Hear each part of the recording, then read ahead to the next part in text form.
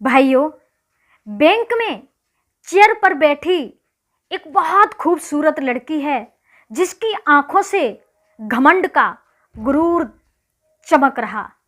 वो अपने को पता नहीं क्या समझती है, लेकिन तब तक उसने क्या देखा, गेट से एक शख्स आ रहा है और जैसे ही उसने उस शख्स को देखा एकदम से तिलमिला गई और गार्ड के लिए आवाज लगा के कहने लगी, अरे गार्डो, तुम कहाँ मर गए? इस फटीचर को इस बैंक के अंदर किसने आने दिया? अरे इसे धक्का मार के बाहर निकालो, क्योंकि इसकी इतनी औकात नहीं है जो किसी के लिए एक वक्त की रोटी खिला दे। इसे किसने बैंक में आने की इजाजत दे दी? अरे इसके पास में है क्या? वो लड़की इस तरह से चीख रही थी, लेकिन जैसे गार्ड उस शख्स को पकड़ने के लिए आगे बढ़ते, वो शख्स भागा और जिस केबिन में मैनेजर साहब बैठे हुए थे वहीं जाके खड़ा हो गया। मैनेजर साहब ने जैसे ही उस शख्स को देखा तो जो चेयर पर बैठे हुए थे अपनी कुर्सी से उठ करके खड़े हो जाते हैं और कहने लगे, सर आपने आने का यहाँ पर क्यों कष्ट किया? तो वो शख्स कहता है, कोई नहीं, मुझे इमरजेंसी काम था, इस वजह से मैं आपको कष्ट देने के लिए यहाँ पर आ गए। जवाब दिया, ठीक है सर, आप कर लीजिए क्या करना चाहते हो। उसी समय उस शख्स को जो अपना काम करना था उन्होंने वो काम किया और मैनेजर साहब से हाथ मिलाया और नमस्ते करने के बाद वो वहाँ से चल देता है। लड़की ये सब देख रही थी फटी फटी आंखों से। जैसे उस लड़की ने मैनेजर साहब को उसके सम्मुख खड़ा देखा, अब वो सोच में पड़ गई। वो लड़का तब तक बैंक से बाहर चला जाता है और पीछे पीछे अब उसके लड़की जा रही है, आवाज लगा रही है, जरा सुनिए, जरा रुकिए तो प्लीज, मैं आपसे कुछ कहना चाहती हूँ। भाइयों, उस लड़के ने उस लड़की की आवाज तो सुनी लेकिन उसका चेहरा नहीं देखा। गया, अपनी गाड़ी में बैठा, पीछे दूसरी गाड़ी थी जिसमें उसके बॉडीगार्ड बैठे हुए थे। अपनी गाड़ी में बैठ के चला जाता है, बॉडीगार्ड भी चले जाते हैं। अब वो लड़की वहीं पर खड़ी सोच रही कि अब हमें इनसे कैसे मिला जाए। आपने देखा, वो लड़की उस लड़के से कुछ कहना चाहती थी। क्या कहना चाहती थी? मैं आपको बता रही हूं, वो लड़की उस लड़के से अपनी गलती की क्षमा मांगना चाहती थी। अब वो सोच रही है कि इससे कैसे मिला जाए। अब देखना यह है इस कहानी में, क्या वो लड़का इस लड़की को क्षमा करेगा या नहीं करेगा। कहानी जानने के लिए आपको वीडियो पूरा देखना है। नमस्कार भाइयों, मैं आरती हरप्रिया, आरती हरप्रिया यूट्यूब चैनल में एक बार से आप सभी का हार्दिक स्वागत करती हूँ। कहानी सुनने से पहले आपसे एक निवेदन है, आप हमारे चैनल को सब्सक्राइब कर लें, वीडियो को लाइक करते रहें और कमेंट करते रहें।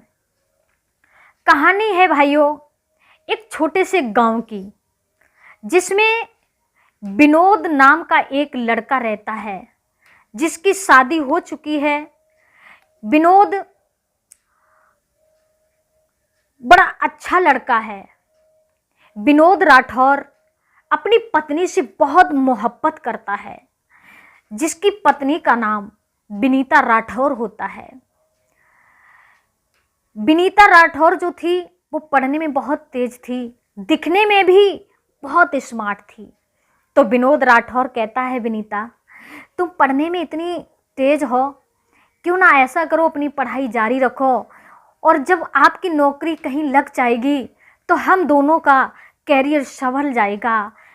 जिंदगी में वो हर खुशी हमें और आपको मिल जाएगी जो हम और तुम पाना चाहते हो। तो विनीता कहती है, ठीक है, आप हमें हेल्प कीजिए और मैं आपको जो आपने सोच के रखा उस मंजिल तक लेके चलूँगी। उसी समय विनोद अब विनीता की पढ़ाई शुरू करा देता है। विनीता ने बीए किया, बीएड किया, लेकिन बैंक की जो छोटी छोटी नौकरियां निकलती रहती हैं, जब वो निकली तो उसी समय विनोद ने अपनी पत्नी विनीता से फार्म डलवाया। बांके बिहारी की कृपा हुई विनोद पर, जो उसकी पत्नी को बैंक में एक छोटे पद पर, क्योंकि उसने कंप्यूटर कोर्स भी कर रखा था, छोटे पद पर एक नौकरी मिल जाती है जिसकी तनख्वाह 20 से 25 हजार होती है। विनोद कहने लगा, कोई बात नहीं विनीता, आज हमारी मेहनत सफल हो गई, इतने हम दोनों के लिए पर्याप्त हैं। तुम कमाओगी उधर और हम इधर से कमाएंगे तो जीवन अच्छे से गुजर जाएगा। अब विनीता बैंक में नौकरी करने लगी। विनोद बड़े खुशी से अपना जीवन गुजार रहा है, लेकिन वक्त व्यक्ति का कब बदल जाए कुछ पता नहीं चलता। आज जिस पत्नी के लिए विनोद ने पढ़ा लिखा के एक छोटी मोटी बैंक में नौकरी भी बांके बिहारी की कृपा से मिल जाती है, जिस पत्नी को इस काबिल बना दिया, वही पत्नी बैंक में एक लड़के से मोहब्बत कर बैठती है और वो लड़का चपरासी होता है।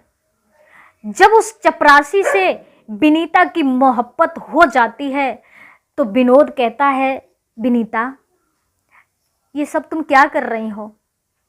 क्या तुम भूल गई?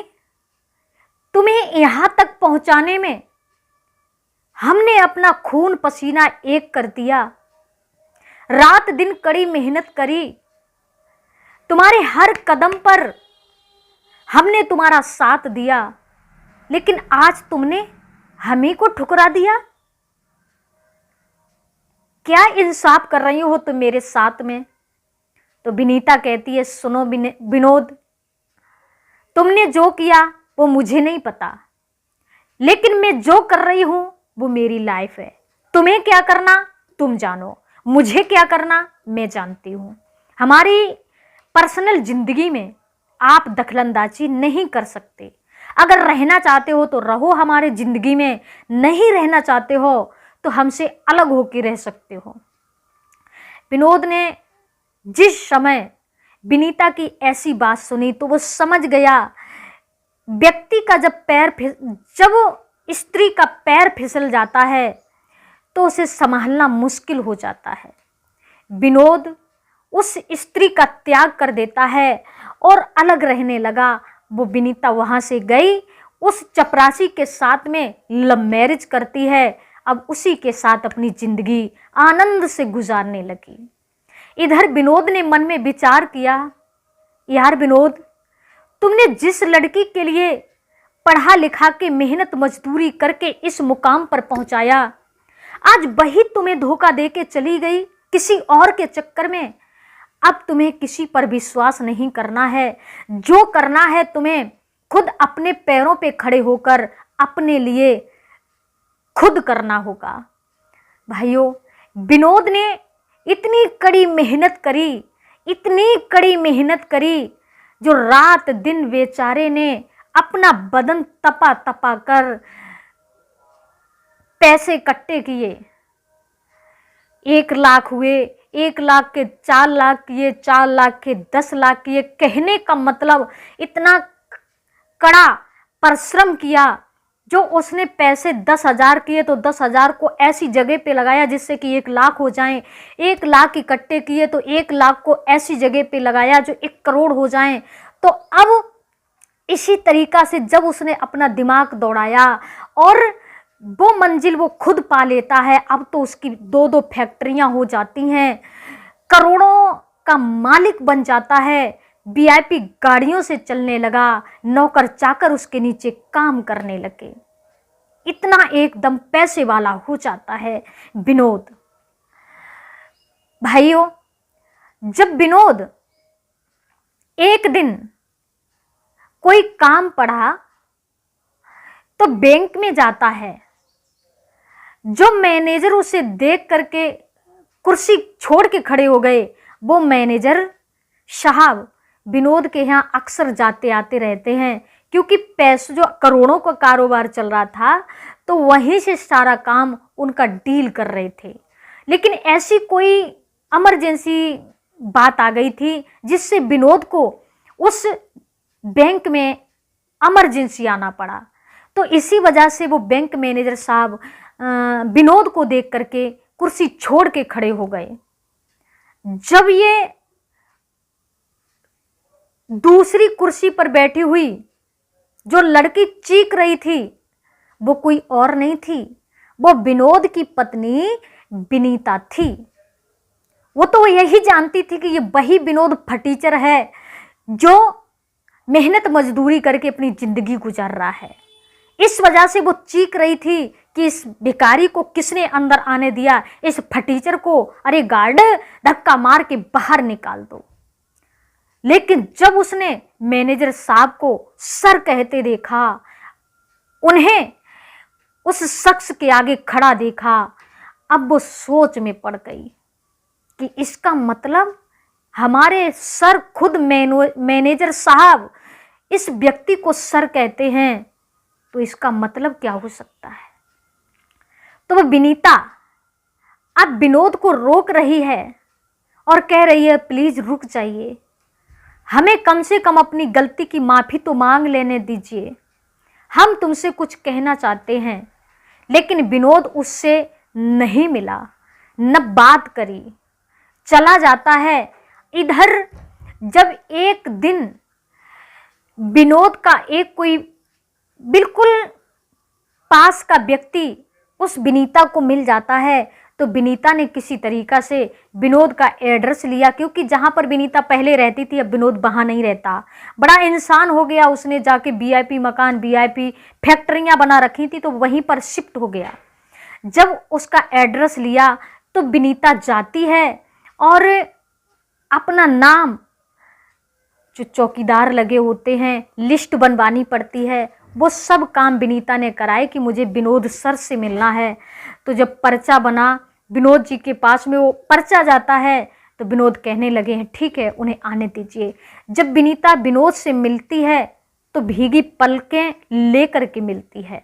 विनोद कहने लगे कहिए विनीता क्या हाल हैं, और आज हम जैसे फटीचर से मिलने को कैसे कष्ट किया, बोलिए क्या आपकी सेवा की जाए।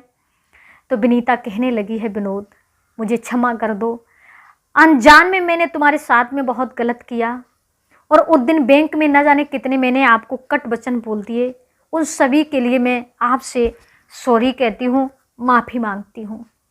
विनोद कहने लगे और कुछ कहना है, जवाब दिया नहीं। और तुम्हारा वो चपरासी क्या हाल में है, कैसी ज़िंदगी गुजर रही। तो कहने लगी ठीक गुजर रही है।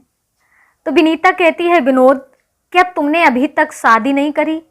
विनोद कहने लगा नहीं, अब शादी करने का कोई इरादा नहीं है। मैंने तो यही सोचा था कि जिस पैसे के घमंड में किसी ने मुझे छोड़ दिया, मुझे वो पैसा खुद हासिल करके उस मंजिल पर, उस मुकाम पर स्वयं पहुंचना है। आज सो मैं पहुंच गया। अब रही बात शादी की, अगर कोई लड़की अच्छी मिलेगी तो ज़रूर कर लूँगा, क्योंकि जीवन में एक हम सफ़र की हर किसी को ज़रूरत होती है तो मुझे भी, मेरा था भी, लेकिन उसने मुझे ठुकरा दिया। लेकिन जब मुझे मेरे पसंद का जीवन साथी मिलेगा उसी को मैं अपने जीवन में ले आऊँगा। तो विनीता सोचने लगी कि अब तो हमें ये कभी जीवन में स्वीकार नहीं कर सकते। उसी समय विनीता वहाँ से चलने को हुई तो विनोद कहने लगे हैं विनीता जब बताओ तुम अपने जीवन में कितना कमा लेती हो। जवाब दिया 20 से 25 हज़ार कमा लेती हूँ महीने में।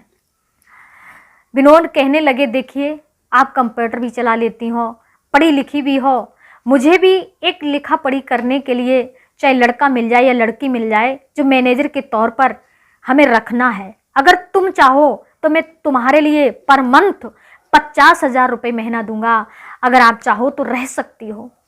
तो विनीता कहने लगी ठीक है। उसी समय विनोद ने मैनेजर के तौर पर अपनी कंपनी में विनीता को रख लिया। अब विनीता हर रोज़ विनोद के कंपनी में आती है, काम करती है लिखा पढ़ी वाला। लेकिन एक दिन जब विनोद का रिश्ता आता है, वो रिश्ता ऐसे वैसे घर का नहीं था, बहुत अरबपति लड़की का पिता रिश्ता लेके आया।